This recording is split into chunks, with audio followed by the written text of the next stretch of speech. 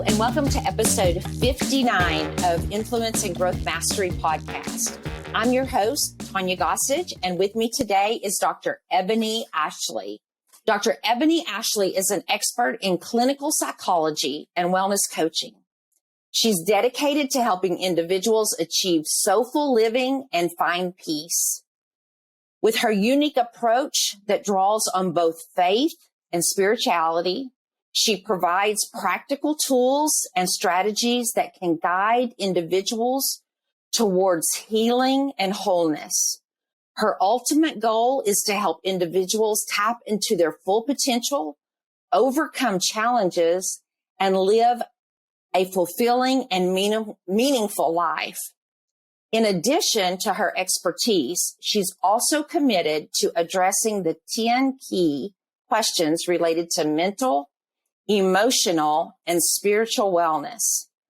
By providing insights and guidance on these 10 questions, she can help individuals make informed decisions about their wellness journey and achieve long-term success.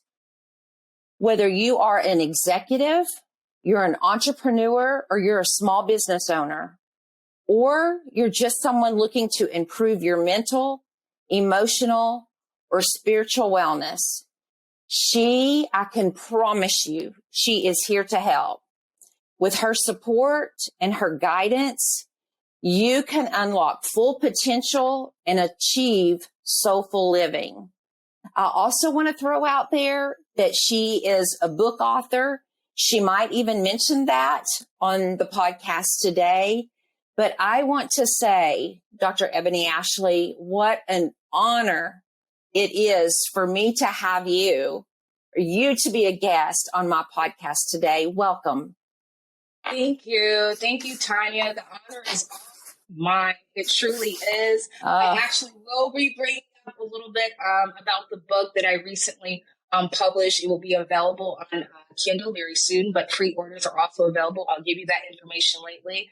But I'm excited about today. I love talking about mental health. And it's just not mental health. I love also just talking about the wholeness of a person, right? A lot of times we tend to section off kind of mental health, and then spiritual is over here, and then the physical. But there's a fullness that happens when you join the three that are together. And so I am just ecstatic to not just share kind of some of these key tips, but I want to share some of my personal testimonies.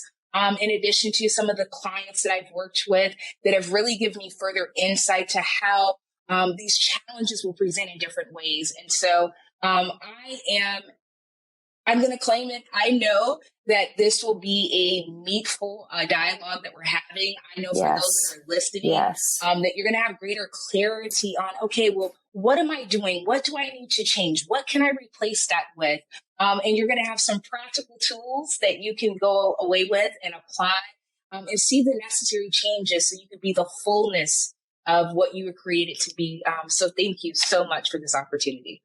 Well, I'm so excited, number one, to hear, but I think that these are topics that are so needed in our world today. And I will even step out there and say that I believe that they're topics that people are often afraid to reach out for assistance. Whether there's low self-esteem, low self-confidence, they're afraid to admit that they're struggling with these particular issues or whatever. So for you to be here to talk about these things, I am elated to have you here. And I'm believing that this particular podcast is going to reach many. And while so many, again, are afraid to seek the help, maybe there are people in the audience that listen to this that know someone who your words might touch, might help, and they then take this podcast and share it with someone who they feel it might improve their mental, physical, spiritual wellness. And so for that, again, thank you. Thank you for being here.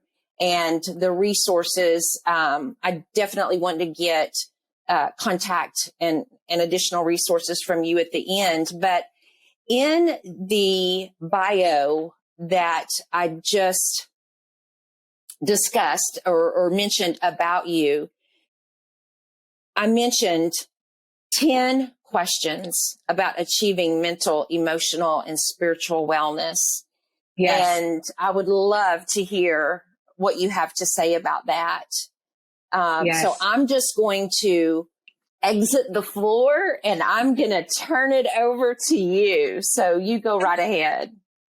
Oh, well, Tonya, actually, you're spot on when it comes to what are some of the challenges that individuals face, whether it's them seeking kind of more mental development, emotional development, or spiritual development, right?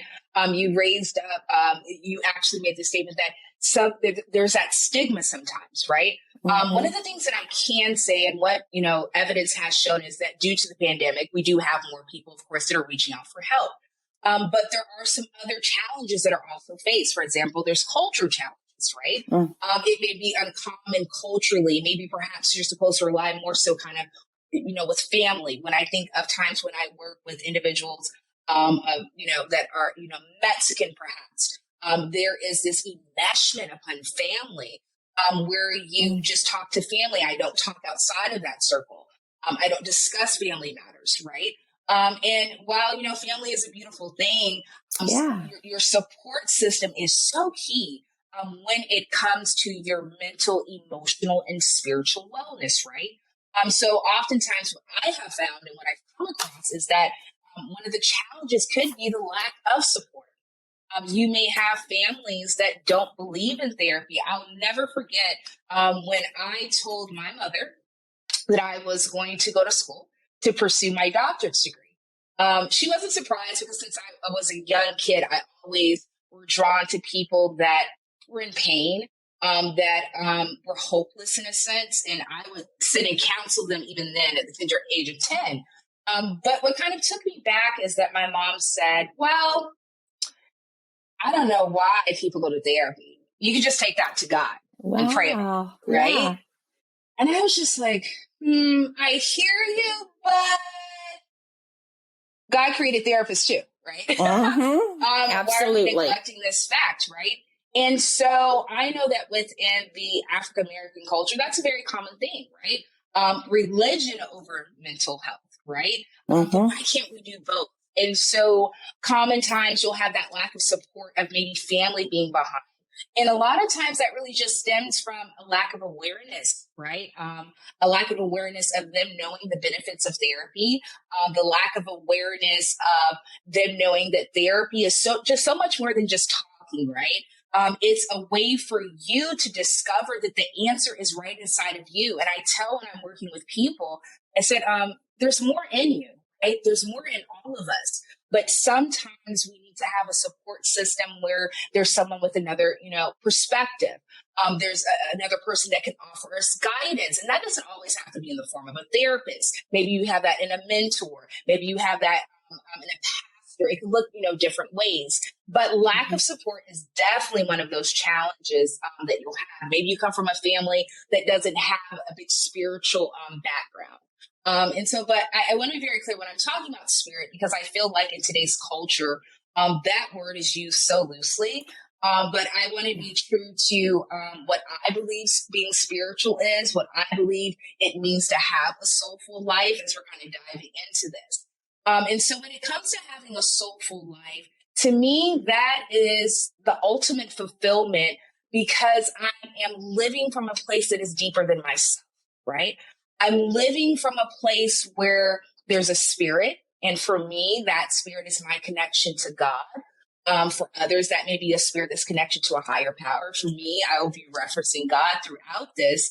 But it's having a relationship, right? And so when I'm talking about being spiritual, it's me more so having a relationship with my God, with me having a relationship with the individual that has said that I'm his greatest masterpiece, right?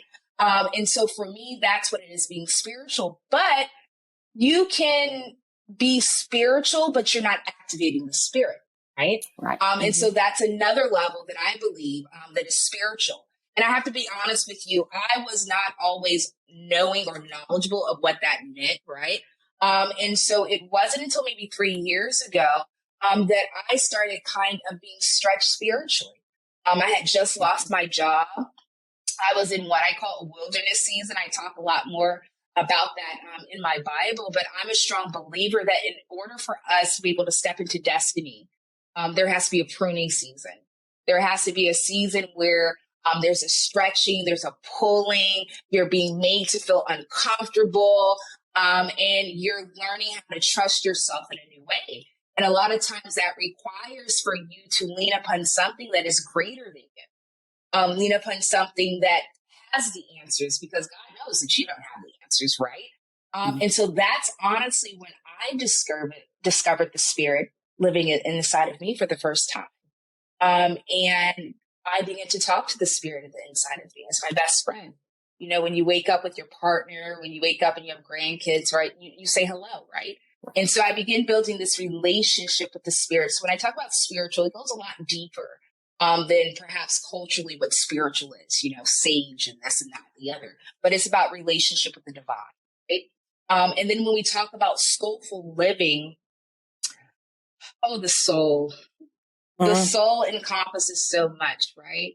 The soul encompasses our emotional experiences. The soul encompasses our spiritual experiences, our traumas, our pain, right? It's heavy, right? And the soul can become very heavy.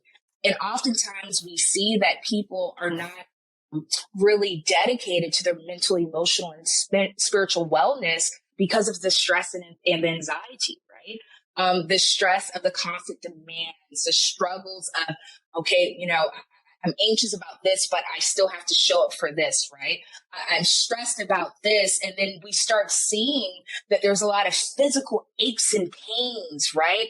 Your body starts hurting a little bit. You're sleeping less, right? You're gaining weight. I know that was one of the things that was really an eye-opener for me when I was in my wilderness season, that I was feeding my stress and anxiety, literally feeding my stress and my anxiety.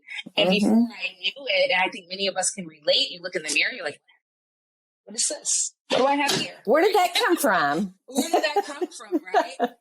And so what we fail to realize is that when we aren't, you know, placing our mental, emotional, and spiritual wellness as a priority, that it does impact our physical and our mental health. And so, you know, it's not only kind of making sure that, you know, you're eating right, you're being physical, but it also has to do with that inner voice, right? And so when we're talking about the soul, a lot of times it's, what's that inner voice inside of you? What is it telling you to do? What is it saying about you? What is it saying about who you are? And, you know, this is not an awareness that we just have. We don't learn in kindergarten how to have an awareness of our emotions, our thoughts, our behaviors, right? Which is really kind of the third reason why it's so challenging for some. It's a lack of self-awareness because they're not aware of emotions that they're having. They're not aware of the thoughts. I recently was working with a couple that came to me for marital counseling, and the wife was just, you know, expressing, you know, what would happen with arguments. She's like, I don't understand. We get in arguments and he just leaves. I said, okay, all right, let's explore this a little bit, right? And so as I'm questioning him, I'm offering him guidance. We begin to tear back the layers, right? Because a lot of times we don't realize that many of our behaviors are model behaviors. And as we started peeling back the layers, you know, I asked him a question, you know, well, how are arguments handled in your house? How did you see mom and dad, you know, handle arguments? He said, well, you know, now that I think about it, mom would leave. I said, oh, really? He was like, yeah. They would fight. She would leave. She would leave for like a couple days at a time. And at some point, I just got used to her not being there. I said, how was that as a child? Because they too have children. He said, I felt abandoned sometimes. Felt like I really couldn't depend upon mom. I said, okay. You know, what I've heard from you is that you're a good father, right? But also what I'm hearing is that you have certain behaviors that you're modeling, and now you're aware of kind of, you've seen it somewhere before, right? He was like, wow, I never realized that, right? And he had that moment, right? He had that awareness, right? But it took guidance. It took also him being open to kind of exploring that. And it took kind of compassion, right? Whenever I'm working with individuals and we're working on kind of that self-awareness, a lot of times I'll give assignments is just be an observer of yourself for about a week. I just want you to observe, right? But I want you to show yourself grace, because we're our biggest critics, right? We talked absolutely, we are. Self-talk can kind of, right? Get back can kind of also challenge us. And that negative self-talk is so powerful. Oh my goodness. The they, the thems, in our head. And when we overcritical, right? Many of us are so overly critical about ourselves. We'll make a mistake. I know even me, as a budding entrepreneur and learning this new world, I would be very critical, say that if I launched something and it didn't, burst forth like I thought it was going to, and then I have to kind of pivot a little bit, right? Right. Initially, I'm going to be honest. My self-talk was negative. My self-talk was, what are you doing? You're no entrepreneur. You went to school. You're a doctor of clinical psychology. That's all that you are. But lies. I get it. Yes. But lies, right? And so that negative self-talk. And then when we're talking to ourselves, we can't help but have low self-esteem, right? When we're being so critical and we're telling ourselves that you can't achieve that, you're not smart enough, right? You're not good enough, right? That's where depression comes, right? That's where the hopelessness comes. And so the lack of self-awareness, the negative self-talk, stress and anxiety. And lastly, one of the biggest or the most common challenges a lot of times is trauma and past experiences, right? But there's different levels of trauma, right? I think that sometimes even hearing that word is, trauma, people can kind of, I don't know, right? I don't want to touch that. And actually change because my background is helping individuals that have experienced trauma, really in the realm of military sexual trauma as a civilian, combat trauma, for example, as well. I've had the great honor of working with veterans, men and women that have served our country. Wow. I worked with Veteran Affairs for several years. I have over 10 years of mental health. And so trauma, I don't know why, but that's something that I'm drawn to because I've seen the pain, right?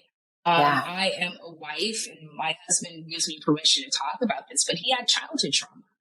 And when you aren't aware of the impact that trauma can have on an individual, it's shaking. It's shaking.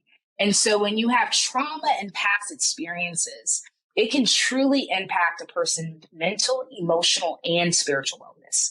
And it can be so challenging just to move forward because of the pain of the trauma. And even self-talk can manifest negatively here because a lot of times when a person has, experienced trauma, the beliefs that they have about themselves are manufactured. For example, one of the common things that I'll hear from an individual that has experienced a trauma, there's this hesitancy of entering in relationships, right? And so there's this belief, right? I'm incapable of being loved, right? And a lot of times that stems from, there's 7 areas when you've experienced a trauma that's impacted, and one of it is relationships. So it's very likely that individuals that have experienced trauma, they have really poor relationships that really don't last very long, relationships where they're giving more of themselves because it's that fear of abandonment, right? There's also this idea that I'm not worthy of love, right? Because if I was worthy of love, then that wouldn't have happened to me. If I was worthy of love, then that person wouldn't have done what they did to me, right? If I was worthy of love, then how could a God allow something like this happen to me? And so there's this weight of just not the trauma, but there's this weight of kind of the mental weight of what's being manufactured and of what you're believing. And so these are the different kind of areas that seems to be very challenging for people to really get the mental and the emotional wellness and spiritual wellness that they need.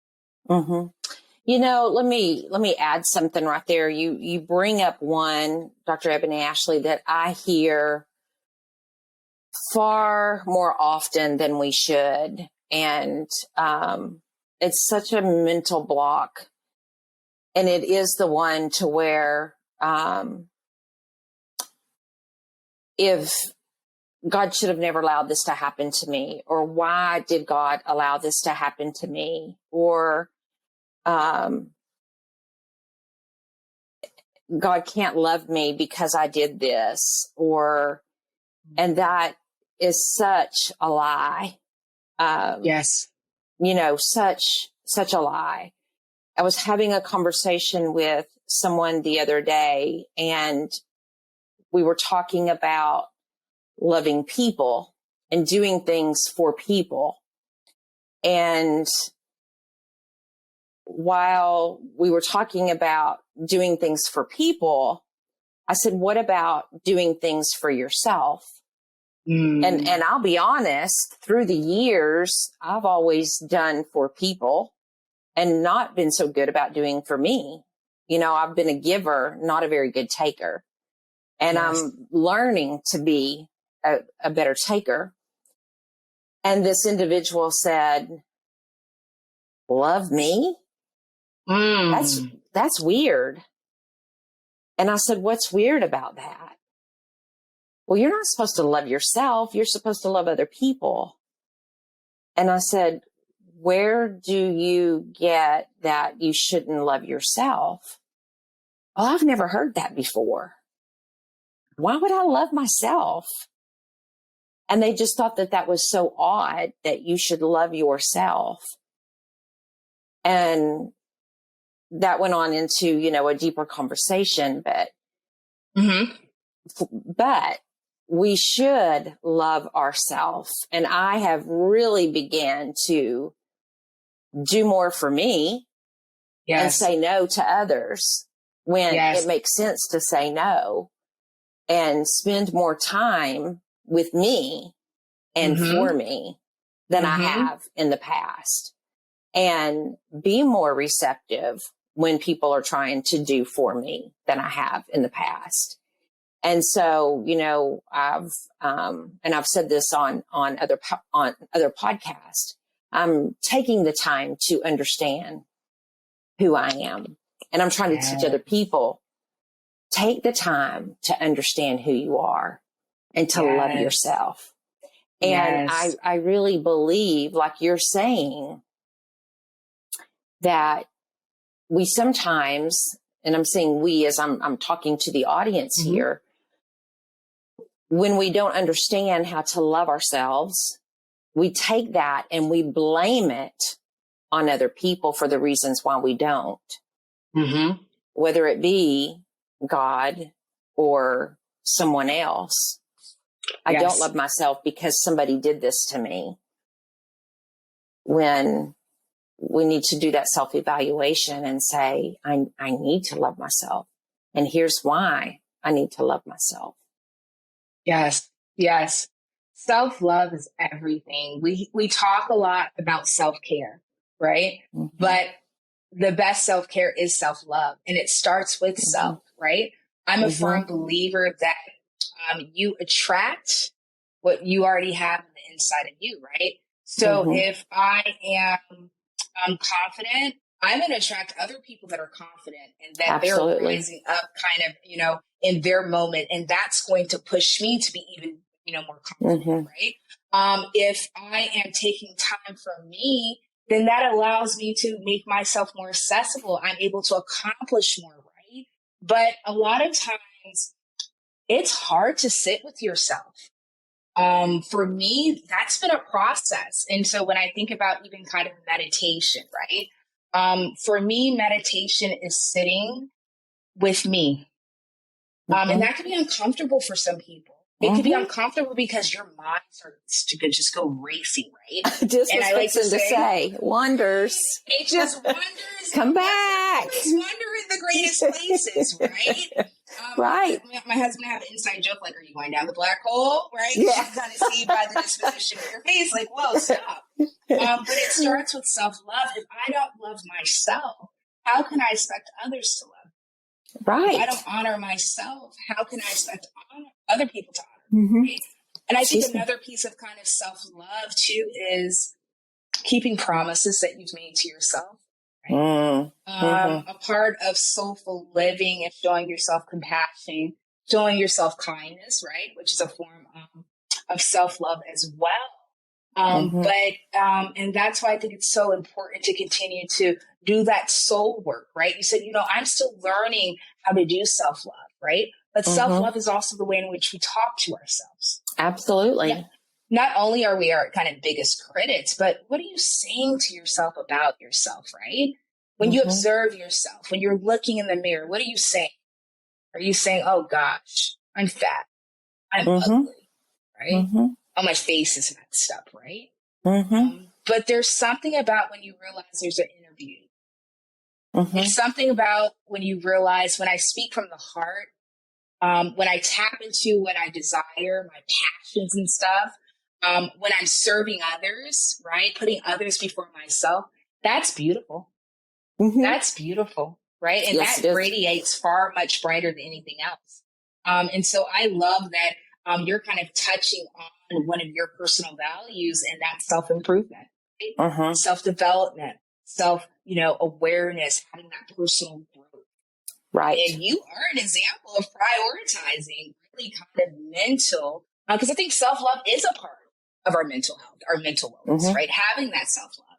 And so it's wonderful to hear, look, Tonya's prioritizing. And it could look as simple as, I'm going to show myself some self-love, right? And it could be something, and it doesn't have to be, sometimes I think we think self-love, I'm going to go to the spa, for an extended amount of time for the weekend. It starts with how you're talking to yourself, right? So do you value how you speak to yourself? Do you value having an awareness of the thoughts perhaps that have kept you bound and you don't even realize?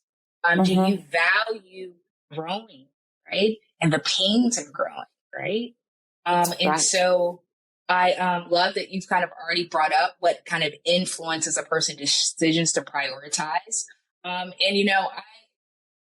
I hate when I see this actually happen, but there's been times where people will not come to me for, mental or, emotional kind of wellness until, I don't want to say it's too late, but damage has been done. Yes. Damage has been done in perhaps a heart attack due to not really having that balance in life, not tending to self, not having that self-love. Loving myself to say enough, you know what, I'm not going to do that event today. Let me go ahead and cancel that meeting. Let me rest, right? And it's really kind of unfortunate, but sometimes that's what pushes an individual to actually put these things as a priority. And I don't wish that on anyone at all. And that's why I think it's so great when you have a great support system. They can say, hey, have you thought about getting a little guidance in this area? Have you thought about, hey, come with me at the gym, right? It makes a world of difference. And so when I think about kind of life experiences and how that can really shape kind of how you're prioritizing things. I didn't prioritize my mental health. I'm going to be so honest. I am a doctor of clinical psychology. I was seeing over 40 patients a week. And I was a hypocrite. I would tell individuals, well, your serotonin levels would be a lot better if you did physical health. I'm like 50 pounds overweight. Okay. And I'm telling you to go and walk. I'm not right. I get it. I'm getting out of it, right? And so it's just like, maybe I should practice what I'm preaching, right? But I love this season that I'm in because everything that I'm talking to you all about, I've experienced it firsthand. And so I think that that's the greatest thing, when you have a support system. And I encourage you all, even when you're looking for a therapist, I like to say, looking for a therapist is like finding kind of that perfect fit for that nice shoe, right? You love that shoe. You want that shoe, but it's just not fitting quite right. So maybe I have to get a 10 and usually I'm a 9, right? Because it takes time. I think that really, whenever you're getting guidance, whatever support system that you have, your network, right? Which pushes you to prioritize, you want to feel safe, right? I need to feel safe. I need to know that it's okay for me to just fall apart and there's no judgment here. I need to know that it's safe to say what I really feel. I need to know that it's safe, right? Absolutely. So having that safety, I need to have that trust. 90% really of treatment that's successful within therapy, it's about 80 or 90, please do not quote me on that. It's the relationship, right? It's the relationship. And so that's really important. And so I encourage, do your research, ask questions, right? You this is an exchange that is happening here. And so when you are looking for a therapist, get to know that person, ask questions, right? You're revealing things to them. They should be able to reveal some things to you. Now, I'm going to be honest. That's why I love putting on my wellness coaching hat, because there's certain ethical guidelines, and certain things that, we can release, but is it beneficial? Versus when a coach, I don't have to adhere to the system and the red tape, and I can just say, hey, I know what it's like when you feel there's no way out. I know what it's like when your support system kind of rejects you and you feel like it's only you and you don't have anything. You don't have anyone. I know what it's like when you have a dream and you have this vision and you don't have the finances, you don't have the resources, you don't know the people, right? That allows me to connect kind of in a human way. But I think that practical support, when you have that, right? When you have individuals that you come across like Tonya and I just recently crossed paths, it helps you prioritize your mental health, right? Your emotional health. So your support networks are really important when it comes to prioritizing your mental health and spiritual health. Your life experiences are important, right? But societal norms are important too. When you're going through healing, one of the challenges, I believe, a lot of times is being able to afford it. Yes. It can be expensive. Yes. And then you have insurance, and insurance will only cover so much. And then you may have where your therapist is doing a certain therapeutic technique, and the insurance company doesn't think that's the proper technique. And so now you're still receiving services, but it's not really the services that you really need, right? Those are it's like a secret that they don't tell you, right? Or it's a manualized treatment. So when I'm doing this type of therapy, I'm only going to give you 12 sessions, right? But we haven't done the complete soul work. And so, societal norms when it comes just disparities in being able to afford, the disparities in knowing the resources, the disparities of knowing, hey, you can even have state insurance. I work with people and I'm like, you're aware that you can go see a therapist, right? You're aware that you get so many kind of mental kind of opportunities or sessions, right? But you also have like the culture that we talked about as well. But societal norms too. I know I've worked in residential treatment. And one of the things that I notice is that you'll have a lot of men that come to residential treatment, but not a lot of women. Why? Because I'm mom, I'm wife. I don't have time, right? I have to be the one to stand in the gap for everyone. I have to carry everything. So we neglect ourselves. So it's true. like a slow death to self, I think, as well. So because then you lose yourself completely, right? And it's very disheartening to see because there's so many men, they're in residential treatment because it's something about when you're able to be removed from your environment, right? And so you can build up kind of the strategies, the coping mechanisms, and that's okay. But I've seen oftentimes that, women, they're not in residential treatment. There's no time. There's no time. And it's very disheartening. And we have to be so strong. Yes, we have to be so strong for everybody. Yes, be strong, right? Don't let them know that you're hurt, right? When you start playing things back, where does that come from, right? When I'm working with men, where does it come from? Men don't cry. Be strong, right? Men don't talk about their emotions, right? And so we have these societal norms too, where why would the man go to therapy then to talk about their emotions when society is saying that I shouldn't talk about it or that's not manly? When society is telling you not to cry. I think there's nothing more attractive than a man that cries. Okay. There's something about that because I work with a lot of men and it's just like, oh wow, you're in touch with your emotions. It's just awesome. I wish we had more of that. And so I'm hopeful that continues to change.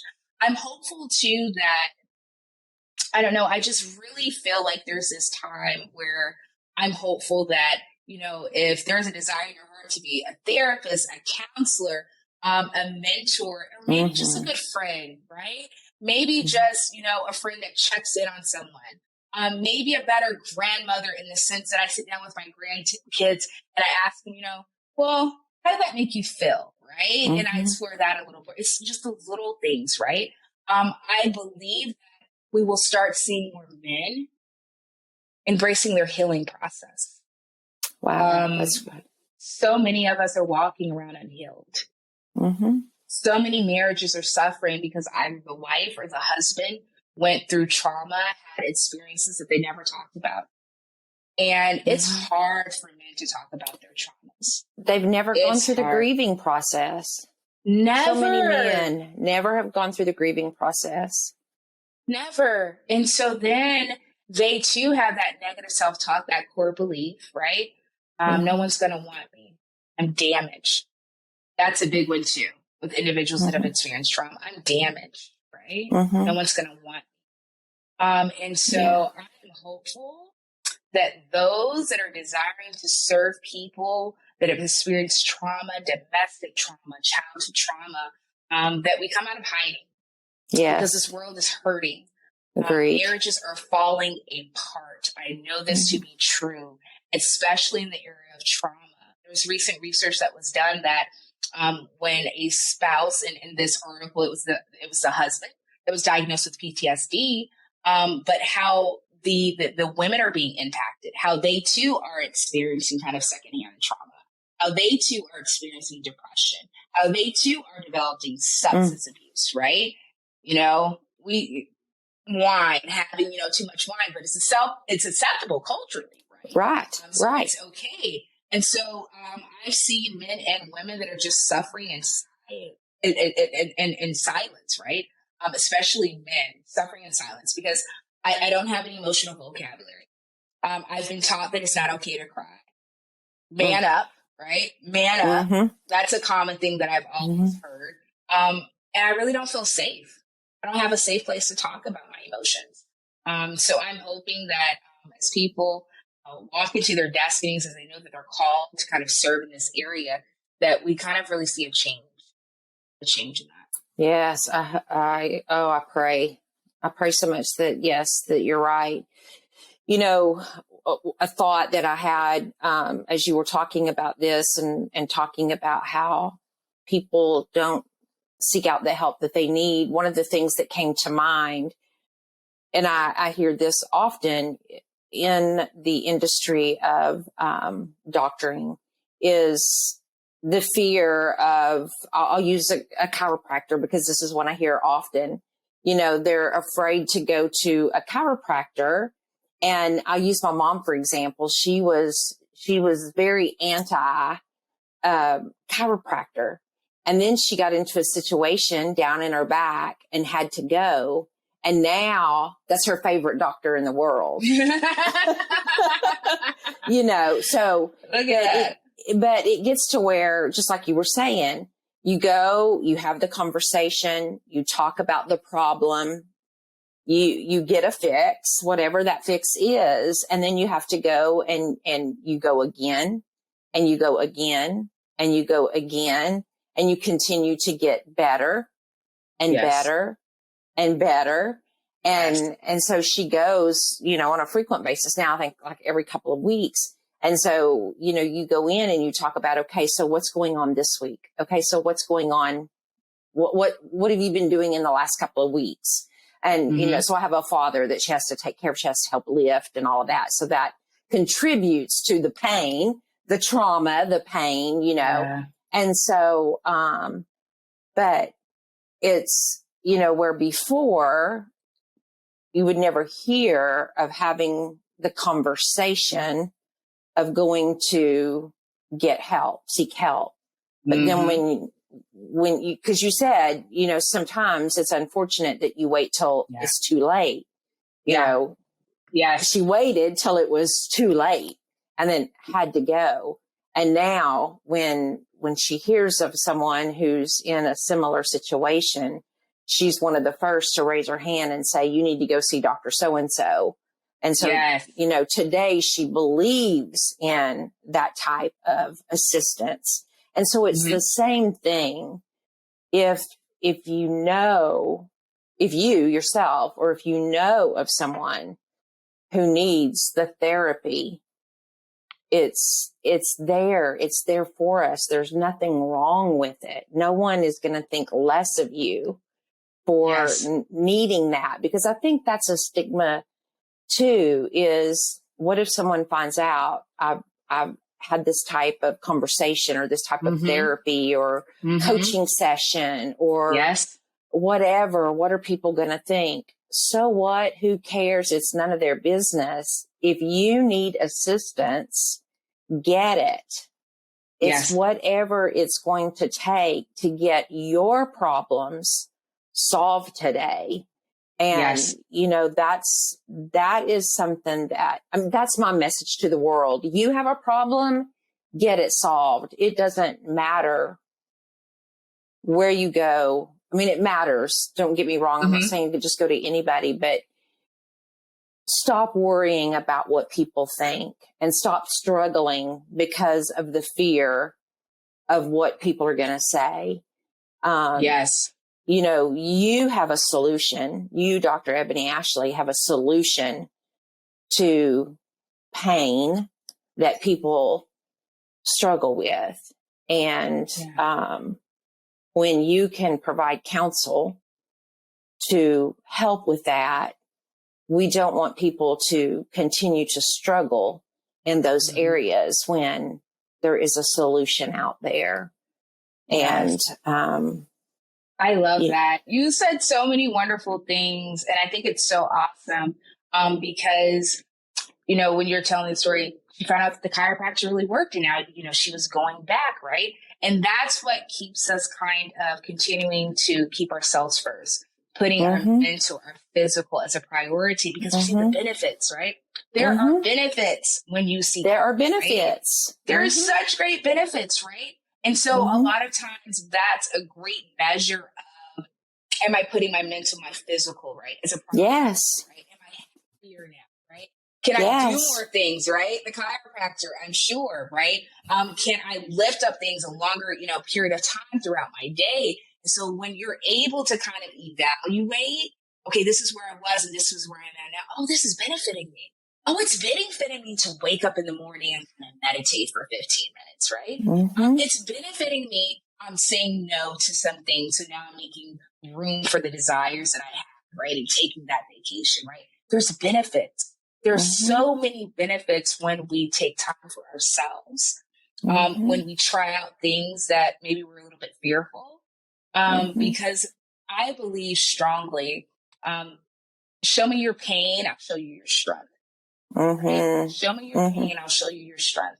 But a lot of times we become so uncomfortable with sitting with the pain, and it's uncomfortable.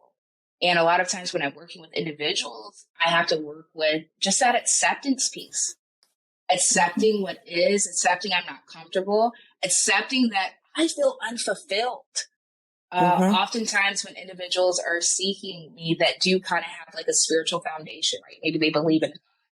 They feel guilty for being unfulfilled. They'll say, you know, I have a great job and God's really good to me, but I don't know, there's just something that's missing. But God is still good to me, as though they would be, right? Well, why can't God be good and maybe kind of pushing you because he wants more for you, right? Yes. You could be a believer and say there's something missing. You could be a believer and say, hey, I'm incomplete, right?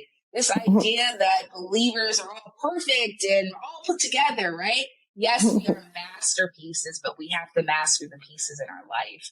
And so, and a lot of times when we're mastering the pieces in our life, you never know who you can help. I'm sure many other people are going to benefit from this chiropractor. Yes. Your mom is going to be telling others about, right? But also we're living in such a time where resources are so available for us. Like you said, you know, go get the help if you need the help. But also we have so many online resources. I'm careful though, and I encourage, right? We've heard of like BetterHelp. You know, I brought up earlier how socioeconomic differences that can impact. There are people out there, there are companies out there, rather, such as BetterHelp, that will work with you if you can't afford, you know, a certain amount on an hourly rate, right? even within my profession, I'll do payment plans and stuff. And to me, that's evidence of that system, that company. How invested are you in the healing of people? Or are you more concerned about the dollar bill? For me personally, I'm concerned about the healing. I believe I'm on a movement, heal one person, heal a household, heal an entire world, right? And it starts starts with one. It starts with one, right? And so, whether it's you getting an app that kind of helps center yourself, there's, meditation apps out there. For me, meditation is critical because another kind of thing is, how do I keep kind of my mental wellness a priority, right? You make it non-negotiable. Okay. I was just telling a friend of mine yesterday, I said, just like you get up and brush your teeth, you get up, you have your meditation time. That's okay. Right. And it's non-negotiable. Okay. Let people know this is my time. And that could look differently. I'm a mother of two. I'm a wife. I'm growing a business, promoting a book. And so I have to really schedule my day, but I know that I'm a better me, that I love myself enough to give myself that time where I don't have to answer to anyone and I could just be, right? Right. And so meditation is one of those things that helps us manage that stress and that anxiety. But meditation can look different ways, right? I was kind of looking up biblically, what is meditation? Because meditation culturally looks different than meditation biblically, right? And I love this, and I have to read it, and it says it's turning over and rearranging your mindset to gain a greater understanding and to be changed. I was like, oh, wow, that's good. Right? That is good. And turning over and turning around your mindset to gain a greater understanding, right? And so this is why we see affirmations are very powerful, because those affirmations allow us to turn our mindset around, right? But I love this a step further because when you're meditating, perhaps, you're taking a step further, you're meditating on scripture, right? And that's really my go-to. That's an anchor right there. Meditating on scripture, right? Yes. Even if it's something as simple as, I'm chosen and I'm set apart, right? There's something and there's a peace and there's a hope when you know that you've been chosen for a bigger purposes outside of yourself, right? So meditation can look like certain, differently for people. Meditation could be you put on your favorite song, right? And you just, you're having a moment, right? I love to cook. I'll put on some jazz music, listen to jazz and kind of, right? So meditation is just kind of being, because when you kind of calm the voices in your mind, you're focusing on something else, right? Focusing on the activity, right? That's mindfulness, right? Give you all a couple of tools that you can do that stress and that anxiety comes up. You're being present in the here and now and focusing on what I'm doing, because that's all that fear is, right? Fear is when I'm worrying about what's to come, right? Fear is the unknown. And for those of us that are entrepreneurs and you're building businesses, right? You have this dream, but you have no idea what it's going to do, what it's going to look like, how many no's you're going to get, how many pivots you're going to have to get. I like this idea, but the people don't like this idea, right? Right. And so it's like, how do I manage all that, right? But you manage that by just being present, being in the here and now. And so meditation is, that mindfulness of being present, engaging in an activity that you enjoy. But also what I've seen is that we have to consistently have this type of meditation for our mental health, even in the workplace. In the workplace. One of the things that I desire is really to bring wellness back to the workplace. I love mental health is a priority. I don't believe that it's enough to just offer, hey, we'll cover a couple therapy sessions, right? It goes back to what you said earlier, right? The secrecy around it, right? And I know for a fact that many people are kind of uncomfortable of seeking mental health services through their employer, because now my employer knows. Now, and then you start going down that black hole that I was talking about, right? How is that going to impact my evaluation? They're going to think that I'm incompetent. Who all knows? So now you're in like a team meeting. You get in your head, right? Well, they must know that I said that, I needed to go to therapy, or that I need to take a mental health day, right? And so I think that a lot of times, right, when you're when you're bringing kind of wellness in the workplace, using outside resources, allowing it to be in a way in which a person can ask for help, but it's not disclosed, right, to everyone. But also giving them the option of, okay, if you don't want to use your medical insurance, we have a nesting egg for you, a mental health nesting egg. And I know that you do this for firefighters, for example, where if you pay something out, I'm going to go ahead and I'm going to return it to you. So, your therapy sessions for like 12 sessions with $1,000, just maybe something, right? But they return that to them. So then that way, it's not in your medical record for those that are worried about having that label and it's staying with you, right? You receive it outside of kind of your insurance company. It's away from the job. It's not internally done. It's external, right? And so there's safety in that. Okay, now I can kind of let my guard down a little bit, right? Now it's okay. But also seeing wellness in the workplace in the sense of offering meditation opportunities, right? That are consistent with that person's faith and beliefs, right? Offering a quiet room. I know while I was at Veteran Affairs, we had a room where we had relaxation chairs and we had, nice music and stuff just to kind of decompress, right? That's nice. Also encouraging employees, it's okay to take a mental health day, but I think it starts from the leadership down, right? You can't encourage those that you are leading to put mental health as a priority, but you're seeing this individual, the first one in, the last one out. You're seeing this individual always coming in sick. Well, that's not really wellness, right? But you're here. And so it comes from leadership and having that accessible for people and letting them know it's okay not being okay, right? It's not okay being okay. I'll never forget I had a supervisor and I was new kind of to my profession. I was really sick. And I gave him this whole spiel of why I couldn't come in. And he says, Dr. Ebony Ashley, you do not have to tell me all that. You just say, I am unable to make it in today. That's it. Nothing else is required of you. And it showed how green and naive I was to my profession. It's really? Legally, you do not have to tell me all that information, right? But I want you to know that I don't have it's to. Real. I'm not faking or anything, right? You call right when you're in the middle of the cough because you want them to hear the cough so they know you're really sick, right? It's just the things that we do, right? And the lengths that we'll go down.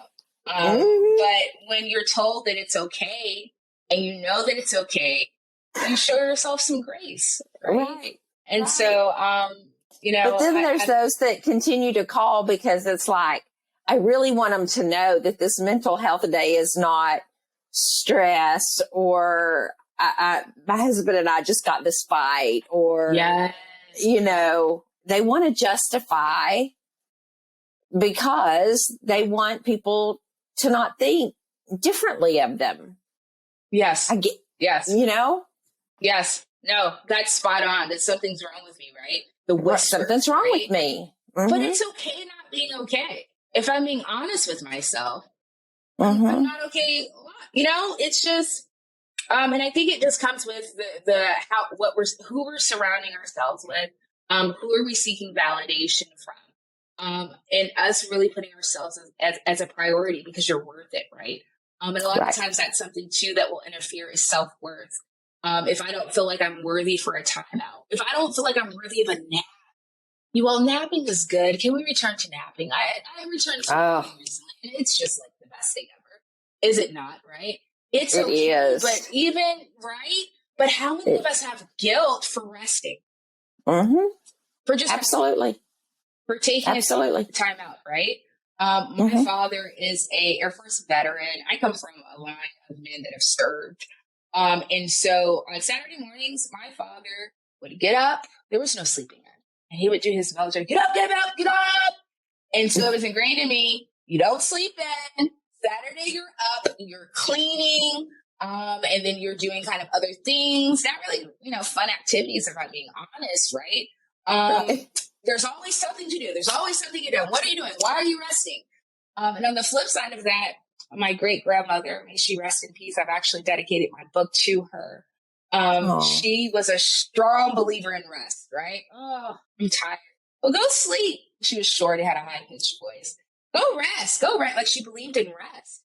And so I hope that rest returns to the minds and the hearts of really kind of everyone, because you're worthy of rest. You're worthy of rest. The company's not going to fall apart. It will still move and groove the way that it's supposed to, right? Mm-hmm. Not the end all be all. You said that earlier. We think that we have to do everything for everyone. And there's peace in knowing it's okay for me to take a time out. And everything's not going to fall apart. That is what I love about entrepreneurship and me working for me, is because when I need to take a break or I get frustrated with something, I tell Benji, my dog, Benji, it's time for us to go take a walk. And we go outside and we take a walk. And when I'm ready to come back in, or if I've got another upcoming meeting, it may be a shorter walk, but I don't necessarily take the time to take a nap. Yes.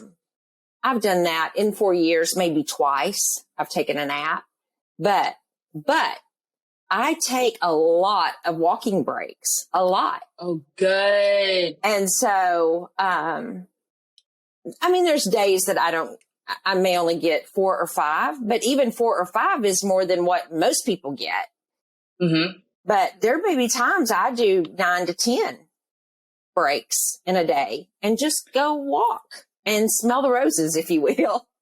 And it is refreshing to be able to just unload your mind before you come back in and do the next thing. And that is that mental work for me. And I take my phone most every time, and I will pull something on YouTube often. Or if there's a course or something that I've bought that I have not been able to watch the whole thing, I'll pull it up. Just something to get my mind off of what I was just working on. Yes. And sometimes it is just pure quiet time. And I cannot tell you, just to reset yourself, to take those moments of silence is refreshing. It is so refreshing. Yes. So let me ask you, as our time is coming to an end here, to end our interview, if you had one nugget that you had to share with the audience of what you do, maybe it's read your book even, I'm not sure, but if you had one golden nugget, Dr. Ebony Ashley, of what you do that you wanted to leave with the audience today, and I do want you to share where people can reach out to you if they do want to contact you. So in leaving your golden nugget, please also leave how people can reach out to you, whether it's on Instagram or wherever. Share that information. But let's hear your golden nugget today. Oh, wow. That's a tough one. I didn't prep you for that. I'm so sorry. Oh, gosh. I think my golden nugget is be flexible. That's be good. Flexible, right? I like that. Flexibility allows for growth. Flexibility allows for a greater understanding of yourself, of what you're capable of. Flexibility also allows you to realize that you're resilient, right? That's there's good. resilience that's in you, right? Because life changes. And as life changes, I too am going to have to change, right? And change isn't bad, but if I'm flexible, if I'm accepting that I could be flexible, if I'm accepting that, life is going to give me some hard throws sometimes, but I know that I have an inner strength. I know that I have an inner power. I know I have the ability to dig deep to overcome, then I can't be taken out. So being flexible and being flexible enough to say no, right? I talk a lot in my book about a number of things, but I believe that spiritual wellness requires you to be flexible as well. Flexible in learning new things, new ways, new understanding, getting a better knowledge of the Holy Spirit that lives at the inside of each and every one of us. Getting and being flexible in, well, I thought God was this way, but he's really this way. I thought I knew this about him, but it turns out that it's this, right? There is, flexibility is a journey, but it's a journey worth living. It's a journey that's worth doing. And be flexible just even in your spiritual life, right? Within the book that I've written, Empowered by Prayer, you all can find that it will be on Kindle soon. But if you go to Ebony Ashley on Instagram, and you click on the link, that you will see that it is available. I'm doing pre-sales right now too, and so it's at a discounted rate. But what I love about this Empowered by Prayer book is that it teaches you how to be flexible in your understanding of what spirituality is, what it is to have a spirit living inside of you, to be flexible even in your prayer life. I have in the very back, there are a number of prayers. I don't know how many, to be honest with you, right? But it's being flexible. Like, you shouldn't be saying the same prayer every time. Your language should change, right? But if I am growing in my spiritual development, then my prayer language should be different. If I'm growing in my spiritual development, then how I once saw God and how I see him now should be different, right? If I'm growing in my spiritual wellness and I've been flexible in understanding that I have a new identity and I'm flexible in understanding who I really am, then the things that I am requesting and believing for should have changed, should have shifted a little bit. So I think flexibility is something that can stretch, flexible in my way of thinking, flexible in my ability to feel different emotions, both the positive and the negative, right? Flexible in my spiritual understanding of my knowledge. Flexibility really does go a long way. And so if you are, you want to challenge yourself and becoming more flexible in your understanding of your inner self and your inner being, how to deal better with stress and anxiety, I encourage you not to just get my book, but I offer a number of different coaching sessions. And it's really on my heart to help people come out of their pain and not just come into their purpose, but have that positive self-talk, have that good self-awareness, have that good social support system, getting away, moving, away from the trauma into more and everything that God has for you. So I'm doing 7 Saturdays, 7 keys to healing that is also offered. And so you just click on the link in my Instagram because it's time for many of us to heal. And healing is contagious. It's so contagious. And I believe that the greatest gift that we can give our children, and for those that are going to come after us, is just generational healing. Because that's generational peace, that's joy. So much comes with healing. And so thank you so much for this opportunity to kind of share with you some of those 10 questions that we tend to ask. What gets in the way? How can we see wellness more in the workplace? And if you want to hear more, please follow me because I'm going to be teaching more of this and going deeper. If there's one-on-one that you need, I'm also available for that. But I just thank you for the opportunity. I hope that everyone that is listening will start putting their emotional, mental, and spiritual wellness as a priority, letting go of stigmas, letting go of beliefs, letting go of what is that other person going to think of me, because it's going to benefit you. And whenever you put your mental, emotional, spiritual wellness as a priority, you're always going to see good results. And it's something that you not just learn for yourself, but learn it for your children.